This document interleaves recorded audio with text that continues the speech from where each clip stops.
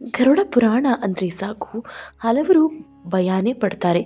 ಗರುಡ ಪುರಾಣದಲ್ಲಿ ಆತ್ಮದ ಸಾವು ನೋವು ಹೇಗಾಗುತ್ತದೆ, ಆತ್ಮಕ್ಕೆ ಸಾವು ಸಂಭವಿಸಿದಾಗ ಆಗುವಂತಹ ಘಟನೆಗಳು ಏನು, ಆತ್ಮ ನರಕಕ್ಕೆ ಹೋದಾಗ ಅಲ್ಲಿ ಕೊಡುವಂತಹ ಶಿಕ್ಷೆಗಳೇನು, ಯಾವ ಪಾಪಕ್ಕೆ ಯಾವ ಶಿಕ್ಷೆ, ಹೀಗೆಲ್ಲ ಗರುಡ ಪುರಾಣದಲ್ಲಿ ಅದರ ಬಗ್ಗೆ ಸಂಪೂರ್ಣ ಮಾಹಿತಿಯನ್ನು ತಿಳಿಸಿದ್ದಾರೆ.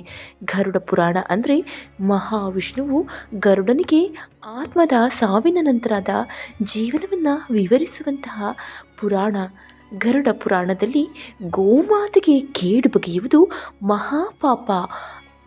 ಹಸುವಿಗೆ ಬಗೆಯುವ ಕೇಡು ವ್ಯಕ್ತಿಯನ್ನು ಘೋರವಾದ ನರಕಕ್ಕೆ ತಳ್ಳುತ್ತದಂತೆ.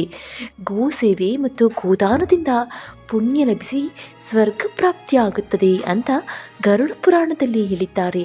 ಹಾಗಾದರೆ ಗರುಡ ಪುರಾಣದಲ್ಲಿ ಹೇಳಿರುವಂತೆ ಹಸುವಿಗೆ ಕೇಡನ್ನು ಬಗೆಯುವ ವ್ಯಕ್ತಿಗೆ ಯಾವ ರೀತಿಯ ನರಕ ಸಿಗುತ್ತದೆ ಅಂತ ತಿಳಿದುಕೊಳ್ಳೋಣ.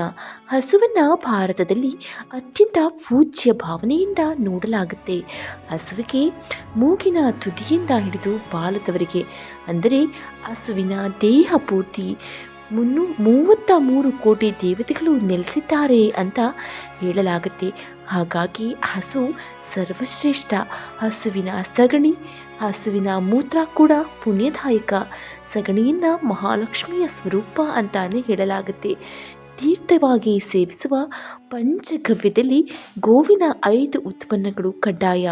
ಹಾಲು, ಮೊಸರು, ತುಪ್ಪ, ಗೋಮೂತ್ರ, ಗೋಮಯ ಹೇಗಿರುವಾಗ ಹಸುವನ್ನು ಚೆನ್ನಾಗಿ ನೋಡಿಕೊಳ್ಳದವನು, ಹಸುವಿಗೆ ಕೇಡು ಬಗೆಯುವವನು ಪಾಪಿಷ್ಠನಾಗುವುದು ಖಂಡಿತ ಅನ್ನುತ್ತೆ ಗರುಡ ಪುರಾಣ. ಹಸುವನ್ನು ಎಂದಿಗೂ ಥಳಿಸಬಾರದು. ಶಾಸ್ತ್ರದಲ್ಲಿ ಹಸುವಿಗೆ ತಾಯಿಯ ಸ್ಥಾನವನ್ನೇ ನೀಡಲಾಗಿದೆ. ಹಸುವನ್ನು ಹೊಡೆಯುವವನನ್ನು ತಾಯಿಗೆ ಹೊಡೆಯುವ ಪಾಪದ ರೀತಿ ಅಪರಾಧಿಯಾಗಿ ಪರಿಗಣಿಸಲಾಗುತ್ತೆ. ಅಂತಹ ಜನ ಭಯಾನಕ ನರಕದಲ್ಲಿ ವರ್ಷಾನುವರ್ಷ ಬಾಳಬೇಕಾಗುತ್ತೆ. ಮುಂದಿನ ಜನ್ಮದಲ್ಲಿ ಕೆಟ್ಟ ಪ್ರಾಣಿಯ ರೂಪದಲ್ಲಿ ಜನನವನ್ನು ಪಡೆಯಬೇಕಾಗುತ್ತೆ ಅನ್ನುತ್ತೆ ಗರುಡ ಪುರಾಣ.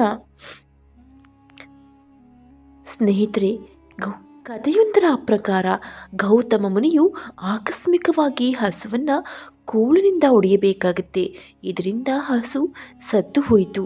ಈ ಪಾಪವನ್ನು ತಡೆದುಹಾಕಲು ಅವನು ವರ್ಷಗಳ ಕಾಲ ಘೋರ ತಪಸ್ಸನ್ನು ಮಾಡಬೇಕಾಗುತ್ತೆ. ಶ್ರೀಕೃಷ್ಣ ವೃತಾಸುರನನ್ನು ಕೊಲ್ತಾನೆ. ಆದರೆ ಆತನು ಗೋವಿನ ರೂಪದಲ್ಲಿರುವುದು ಕೃಷ್ಣನಿಗೆ ತಿಳಿದಿಲ್ಲ. ಈ ಕಾರಣದಿಂದ ಕೃಷ್ಣನು ಸಂಪೂರ್ಣ ಮೋಕ್ಷಕ್ಕಾಗಿ ತೀರ್ಥಯಾತ್ರೆಯನ್ನೂ ಕೈಗೊಂಡು ತೀರ್ಥಗಳಲ್ಲಿ ಸ್ನಾನ ಮಾಡ್ತಾನೆ. ಹಾಗೆ ಮಾಡಿ ಅವನು ಕೂಡ ಪಾಪಗಳಿಂದ ಮುಕ್ತಿಯನ್ನು ಪಡೆಯುತ್ತಾನೆ. ನೀರು ಕುಡಿಯುತ್ತಿರುವ ಹಸುವನ್ನು ಯಾರು ಓಡಿಸುತ್ತಾರೋ ಅವರು ಘೋರ ಪಾಪದ ಪಾಲುದಾರರಾಗ್ತಾರೆ. ನಂತರ ನರಕದ ಕಡೆ ಮುಖ ಮಾಡಬೇಕಾಗುತ್ತೆ.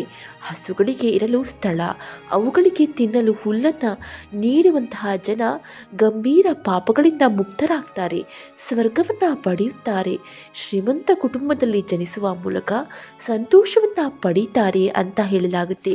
ವಿಶ್ರಾಂತಿ ಪಡೆಯುತ್ತಿರುವ ಹಸುವನ್ನು ನೋವಿನಿಂದ ಬಳಸಬಾರದು.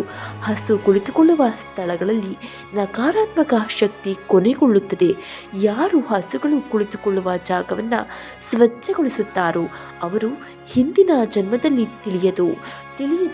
ತಿಳಿದು ಮಾಡಿದ ಪಾಪಗಳಿಂದ ಮುಕ್ತರಾಗ್ತಾರೆ, ಗೋಲೋಕದಲ್ಲಿ ಸ್ಥಾನವನ್ನು ಪಡೆಯುತ್ತಾರೆ.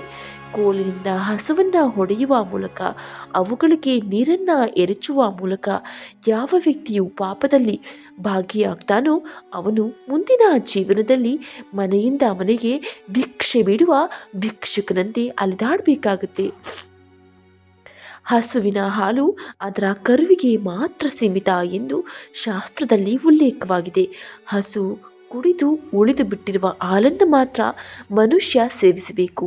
ಆದರೆ ಕೆಲವರು ತಮ್ಮ ಅಗತ್ಯಗಳಿಗೆ ಬೇಕಾದಷ್ಟು ಹಾಲನ್ನು ತೆಗೆದುಕೊಂಡು ಉಳಿದ ಹಾಲನ್ನು ಕರುವಿಗೆ ಕೊಡುತ್ತಾರೆ. ಹಾಗೆ ಮಾಡುವುದು ಕೂಡ ಮಹಾ ಪಾಪವಂತೆ. ಹಾಲು ಕರೆಯುವವನು ಮತ್ತು ಹಾಲನ್ನು ಸೇವಿಸುವವನು ಕೂಡ ಪಾಪದಲ್ಲಿ ಭಾಗಿಯಾಗ್ತಾನೆ. ಸ್ನೇಹಿತರೆ, ಧರ್ಮ ಗ್ರಂಥಗಳಲ್ಲಿ ಹಸುವಿನ ಅಥವಾ ಗೂಳಿಯ ಹಿಂಭಾಗದಲ್ಲಿ ಕುಳಿತುಕೊಳ್ಳಬಾರದು ಅಂತಾರೆ. ಅವರ ಬೆನ್ನ ಮೇಲೆ ಕುಳಿತುಕೊಳ್ಳುವುದು ಮಹಾಪಾಪ. ಅಂತಹ ಜನ ನರಕದ ಹಿಂಸೆಯನ್ನು ಅನುಭವಿಸ್ತಾರೆ. ಮಹಾದೇವನ ಸವಾರಿಯಾಗಿ ಹುಟ್ಟಿದ ಏಕೈಕ ಹಸು ನಂದಿ. ಅದರ ಮೇಲೆ ಮಹಾದೇವಿ ಮಾತ್ರ ಸವಾರಿ ಮಾಡ್ತಾರೆ. ಏಕೆಂದರೆ ನಂದಿಯು ಸ್ವತಃ ಮಹಾದೇವನ ವಾಹನ. ಧರ್ಮ ಗ್ರಂಥಗಳಲ್ಲಿ ಗೋದಾನಕ್ಕೆ ಹೆಚ್ಚಿನ ಪ್ರಾಮುಖ್ಯತೆಯನ್ನು ನೀಡಲಾಗಿದೆ. ಆದರೆ ಮುದಿಯಾದ ಹಳೆಯ ಹಸುವನ್ನು, ಅನಾರೋಗ್ಯದಿಂದ ಕೂಡಿದ ಹಸುವನ್ನು, ಹಾಲನ್ನು ಕೊಡದೇ ಇರುವ ಹಸುವನ್ನು ದಾನ ಮಾಡಬಾರದು. ಕಠೋಪನಿಷತ್ತಿನ ಪ್ರಕಾರ ನಚಿಕೇತನ ಕಥೆಯು ಇದನ್ನೇ ಹೇಳುತ್ತದೆ. ಇದರಲ್ಲಿ ತಂದೆ ಹಳೆಯ ಹಸುವನ್ನು ದಾನ ಮಾಡುವುದನ್ನು ನಚಿಕೇತ ವಿರೋಧಿಸ್ತಾನೆ.